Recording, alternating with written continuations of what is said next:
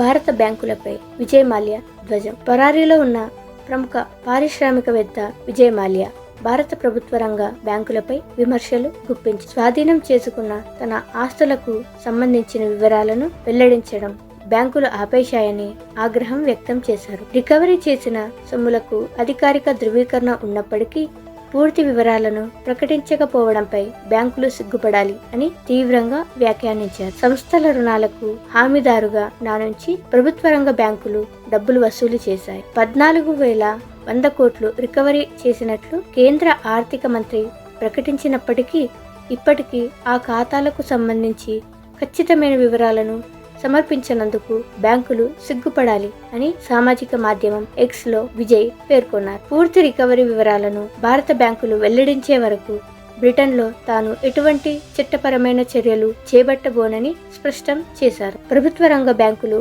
ముందుకు వచ్చే వరకు ఎటువంటి చర్యలు తీసుకోనని భారత కోర్టులో సరైన సమాధానంతో దావా వేయగలనని అన్నారు. కింగ్ ఫిషర్ ఎయిర్లైన్స్ బకాయిల రికవరీకి సంబంధించి ప్రస్తుతం నడుస్తున్న చట్టపరమైన చర్యల నేపథ్యంలో మాల్యా ఈ వ్యాఖ్యలు చేశారు. మాల్యాకు చెందిన ముఖ్యమైన ఆస్తులను జప్తు చేయమని, రుణాల్లో కొంత మొత్తాన్ని చెల్లించేందుకు వాటిని వినియోగించినట్లు అధికారులు చెబుతున్నారు. దివాలా రద్దు పిటిషన్ ఉపసంహరణ. లండన్ లో జరగనున్న హైకోర్టు విచారణ ముందు దివాలా ఉత్తర్వులను రద్దు చేయాల్సిందిగా కోరుతూ దాఖలు చేసిన పిటిషన్ను మాల్యా ఉపసంహరించుకున్నారు. కింగ్ ఫిషర్ ఎయిర్లైన్స్ రుణాలకు సంబంధించి దాదాపు 1.05 బిలియన్ పౌండ్ల రికవరీ కొనసాగించేందుకు ఎస్బీఐ నేతృత్వంలోని బ్యాంకుల కన్సార్షియంకు ఇది దోహదపడనుంది.